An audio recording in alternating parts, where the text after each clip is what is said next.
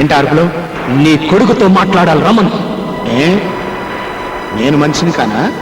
కాదు, పశువుని. అర్ధరాత్రి ఇప్పుడు ఇంటికి వచ్చి రాత్రి నా ఇంటిని కూల్చావు. ఆ అర్ధరాత్రి మా అమ్మ నమ్మకాన్ని కూల్చావు. ఈ ఏడుపు నా మీద చెయ్యి చేసుకోక ముందుండాలిరా. అప్పుడు చేయి చేసుకోవటం కాదురా, ఇప్పుడు కొడతాను.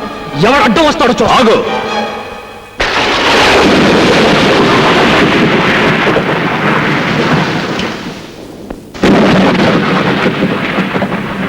సబాష్! చేత్తో ఏరి పారేలేని స్నేహాన్ని, కత్తితో నరికి పారేలేని స్నేహాన్ని తుపాకీతో కాల్చి పారేద్దామని వచ్చావా? ఏ క్షణమైతే నా కన్న తండ్రి మీద చేయి చేసుకున్నావో ఆ క్షణమే మన స్నేహం కాలి బూడిదైపోయింది. నాతో స్నేహం చేయమని నిన్ను ప్రాధేయపడలేదురా. నా ఇంటికి రమ్మని నిన్ను బతుమానలేదురా. ఈ ఇంట్లో దొరకని ప్రేమని వాత్సల్యాన్ని ఆ ఇంట్లో పొందుతానొచ్చి ఆ ఇంటినే కూల్పించేశావు కదరా. నోటుకొచ్చినట్టు పిచ్చి పిచ్చిగా వాక్కు. అసలు నీ కొంప కొల్తాల్సిన అవసరం వాడికేంటి? నాన్న, వాడితో వాదన అనవసరం. అవును, నేనే కూల్పించాను. నష్టపరిహారం ఎంత కావాలో అడుగు, కడతాను. ఏంటి? నష్టపరిహారం కడతావా? కట్టరా. స్నేహానికి బదులుగా ప్రాణం ఇవ్వాలని నమ్మిన ఈ కొండపల్లి రాజాకి మనశ్శాంతిని నష్టపరిహారంగా కట్టివరా? రోజు భర్త పటాన్ని పెట్టుకుని పూజ చేసే మా అమ్మ దేవాలయాన్ని శిథిలాలయం చేశావే, మళ్ళీ ఆ గుడి తెచ్చివరా? ఇన్నాళ్ళు నా తల్లి చెల్లి నీకు పంచిచ్చిన అభిమానానికి వెలకట్టివరా? వెలకట్టివు. ఏంట్రా తెగ రెచ్చిపోతున్నావు? పందుల కొంపలాంటిది ఒకటి కూలిపోతే కొంపలంటుకు పోయినట్టు ఈ హడావుడేమిటి? అదేదో పెద్ద ఇంద్రభవనం అయినట్టు, మీ అమ్మ మహారాణి అయినట్టు ఏడిపెట్టి ముందా ఏడు పాపో. అర్ధరాత్రి పూట మా నట్టింటో ఏడిస్తే మాకు అశుభం. నా ఆత్మఘోష నీకు ఏడుపులా వినిపిస్తుందా? నా ఆవేదన నీకు అశుభంలా అనిపిస్తుందా? మర్యాదగా బయటికి వెళ్తావా, మెడబట్టి గెంటమంటావా? మెడబట్టి నువ్వు గంట నక్కర్లేదు. తొడగొట్టి నేనే సవాలు చేసి వెళతాను. ఈ రోజు డబ్బుండొచ్చు, రేపు పోవచ్చు. రూపాయి కాగితాలు శాశ్వతం కాదురా. రే అశోక్, ఆస్తి అధికారం ఐశ్వర్యం మీ చేతిలో ఉన్నాయని నా మీద దౌర్జన్యం చేశాను. అవి మీకు లేకుండా చేస్తాను. నాకు అన్యాయం జరిగిందని నేను పోలీస్ స్టేషన్కి వెళ్ళను. నాకు అధర్మం జరిగిందని నేను కోర్టుకు వెళ్ళను. ఈ రోజు క్యాలెండర్లో డేట్ నోట్ చేసుకోండి. మళ్ళీ ఈ డేట్ క్యాలెండర్లోకి వచ్చేసరికి ఈ రాజా రాజవుతాడు. మీకంటే పెద్ద హోటల్ కట్టి, మీకంటే ఎక్కువ ఆస్తి సంపాదించి, మీరుంటున్న ఇంటినే కొని నడి వీధిలో మీ చేతికి సంకెళ్ళు వేయించి నడిపించకపోతే నేను కొండపల్లి రాజానే కాదు.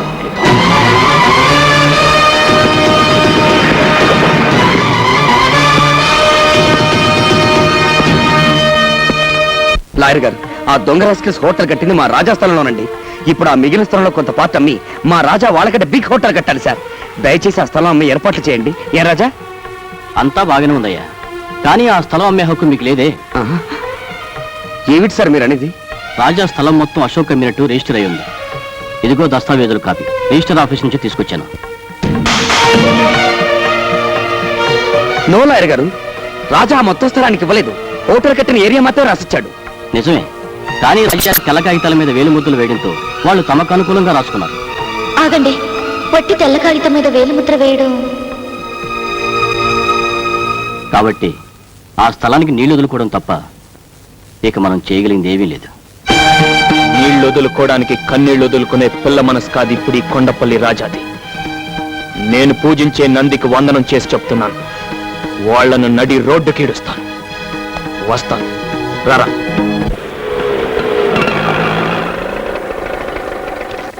ఇదేంట్రా, మా ఇంటికి తీసుకెళ్లకుండా మీ ఇంటికి తీసుకొచ్చావు? ఆయన స్టేషన్కి రాలేదేంటి? అన్నయ్యడి? అమ్మా, రాజా లోపలే ఉన్నాడు, మీరు వెళ్ళండి. నేను ఆటో పంపించొస్తాను. రాజా,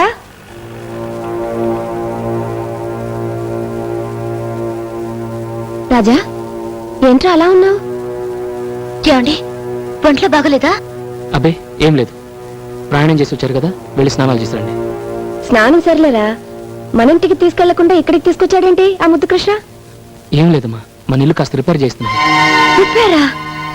ఏంట్రా, ఇల్లు బాగానుంది కదా, దానికి రిపేర్ ఏంటి? అది కాదమ్మా, వర్షాకాలం వస్తుంది కదా, కాస్త కప్పు బాగు చేస్తున్నాను. ఓహో, నిజమే.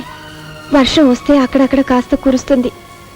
కప్పు బాగు చేయించు, గోడల్ని మాత్రం ఏం చేయనివ్వకు. నాకెప్పుడైనా మనసు బాగుండకపోతే ఆ గోడలకే తలా నుంచి కూర్చుంటాను. అలా చేస్తే నిజంగా మీ నాన్నగారే వచ్చి నన్ను ఓదార్చినట్టుంటుందిరా. కొండంత ధైర్యం వస్తుంది. అన్నట్టు మర్చిపోయాను, పెద్ద గుళ్ళో అర్చన చేయించాను. ఈ ప్రసాదం తీసుకెళ్లి అశోక్ ఇవ్వు. ప్రసాదం ఇస్తారా? ఇవ్వండి, వెళ్ళి ఇచ్చిరండి.